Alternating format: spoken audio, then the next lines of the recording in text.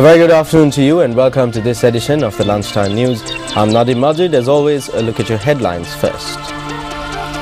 In your headlines this afternoon, Minister Maithripala Sirisena accepts Tissa Tanaika's challenge. Another group of 26 illegal immigrants arrested.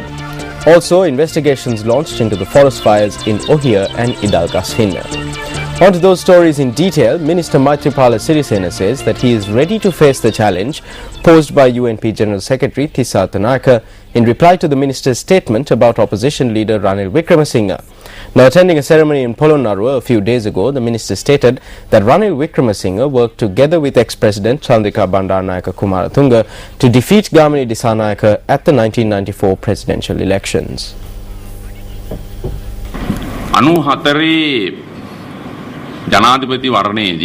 The manner in which Ranil Wickremesinghe acted at the 94 presidential election, when I said that he acted to defeat Gamini Dissanayake, Tissa Tanaika challenged me to prove that it was true.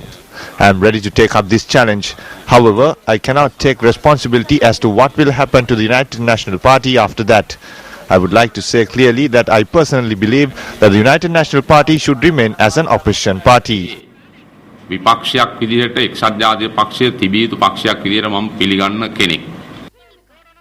Now, the General Secretary of the United National Party, Tissa Tanaika, says that the government is of low quality. He expressed this view at a media briefing convened this morning.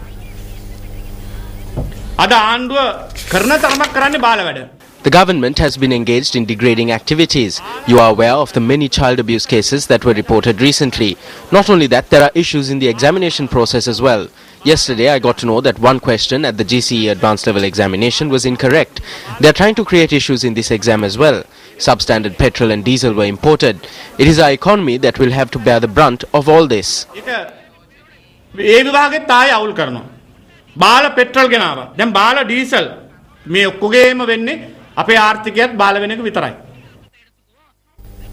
President Mahinda Rajapaksa visited the historic Bogut wooden bridge in Haliala last evening. The president inspected the bridge after attending the Badula District Development Committee meeting, which was held at the Uva Provincial Council Auditorium. The Bogut wooden bridge, which is located at the historic Bogut Rajamahavihara, is a World Heritage Site.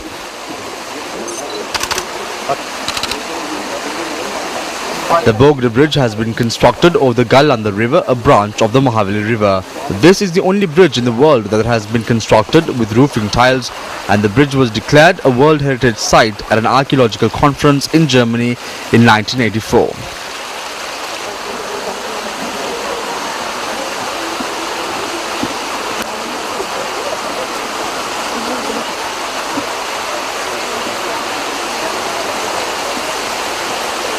The president also visited the Bogut Rajamahavihara. A group including Minister Dilan Pereira, President Secretary Lalit Veeratunga and Chief Minister of the Uva Province Sashendra Rajapaksa accompanied the president.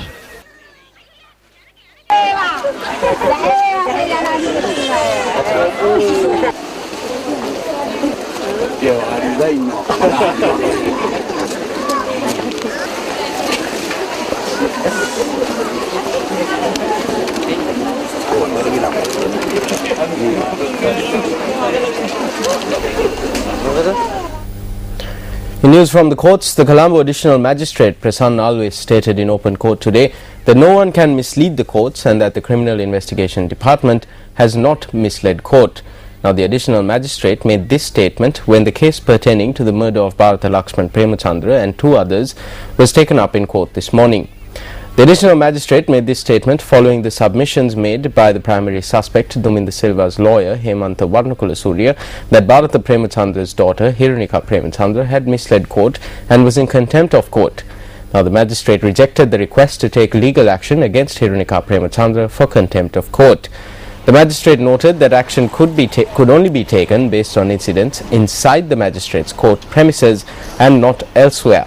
He further said that Attorney-at-Law Varnakulasuriya can file a petition in the Court of Appeal in this matter, if he so wishes.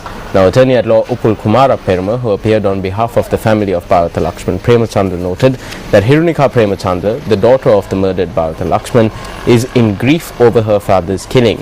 Kumara Peruma pointed out that summoning the Inspector General of Police and questioning him as to why action has not been taken against Duminda Silva, who had arrived in the country, does not tantamount to contempt of court. All suspects in custody over the incident were produced before court, and court ordered that the suspects be further remanded until the 21st of August. Meanwhile, the Criminal Investigations Department submitted another report to court today. The magistrate noted that according to the medical report that was submitted to court, the health condition of Duminda Silva has improved and he will be back to normal soon.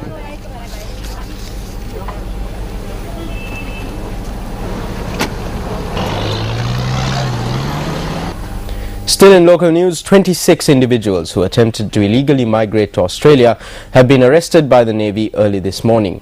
Navy media spokesperson Commander Kosala Warnakulasuriya said that the group was arrested in the seas off Vala, Chennai. He said that the group was travelling in 2 vessels. Those arrested have been brought to Trincomalee for further investigations.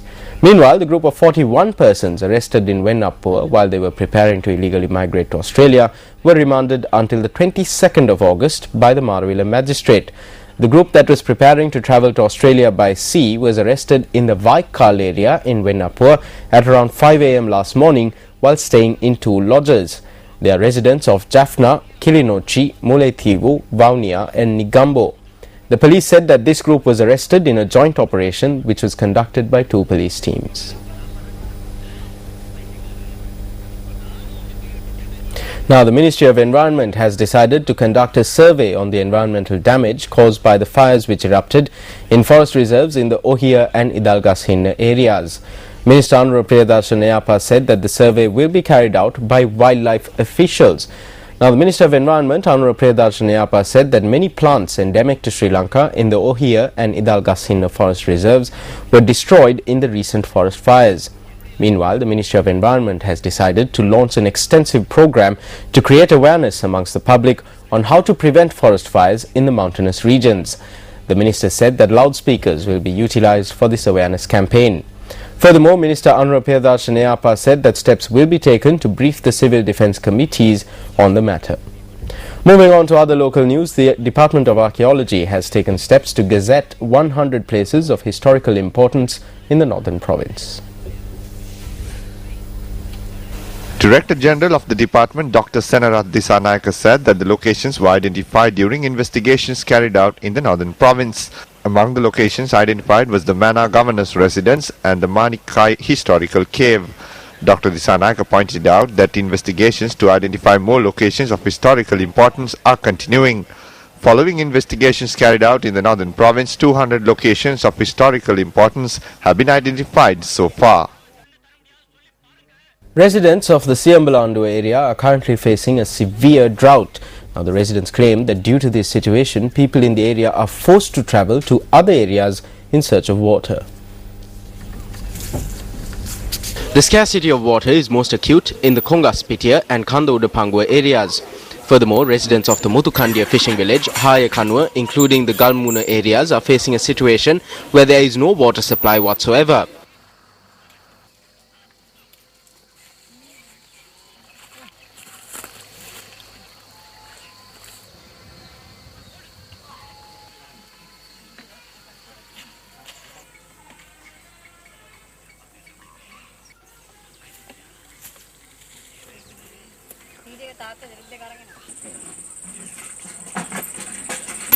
This is an area where approximately 700 families are residing.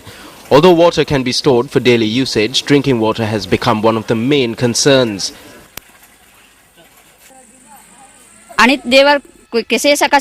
Even though we are prepared for anything else, drinking water is the main issue. We request the government to provide drinking water. Look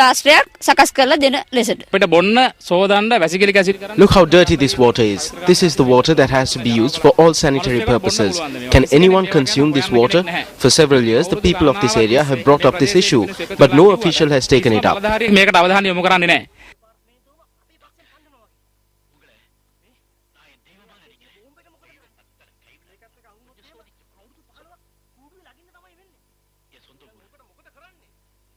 And on that note, we wrap up this edition of the Lunchtime News. It's been an absolute pleasure having you with me. But don't go anywhere, because up next on MTV Sports is more action from the London 2012 Olympic Games.